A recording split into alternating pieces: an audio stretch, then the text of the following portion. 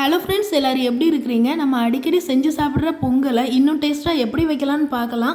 3/4 cup பச்சரிசி எடுத்து குக்கரில் சேர்த்துருக்கேன். 1/2 கப் பாசிப்பருப்பு சேர்த்துக்கலாம். ரெண்டையும் நல்லா கழுகிட்டு 4 கப் தண்ணி, அதாவது 3 கப் தண்ணி 1 கப் தேங்காய் பால் சேர்த்துருக்குறோம். நிறைய பேர் பால் சேர்த்து பண்ணுவாங்க, ஆனால் நம்ம இன்றைக்கி தேங்காய் பால் சேர்த்து பண்ணியிருக்கோம். கொஞ்சம் மிளகு, கொஞ்சம் சீரகம் போட்டு 7 விசில் வச்சு நல்லா கொலைய வேக வச்சு எடுத்துக்கலாம்.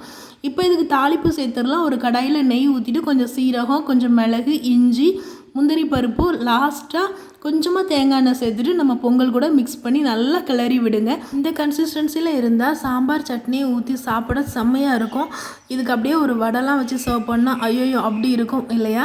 இன்றைக்கி நம்ம சட்னி தான் செய்ய போகிறோம். அதுவும் தேங்காய் சட்னி எப்படி பண்ணலான்னு பார்க்கலாம். கொஞ்சமாக தேங்காய், 2 பச்சை மிளகாய், கொஞ்சமாக பொரிக்கடலை, 2 பல் பூண்டு, இவ்வளோத்தையும் நல்லா தண்ணி ஊற்றி அரைச்சிக்கோங்க. தாளிப்பு வடகம் சேர்த்து தேங்காய் எண்ணெய் சேர்த்து தாளிச்சிக்கோங்க. கட்டியாக வச்சுக்கோங்க. சட்னி சூப்பராக இருக்கும். லாஸ்ட்டில் உப்பு செக் பண்ணிக்கோங்க. தேங்க்ஸ் ஃபார் வாட்சிங்.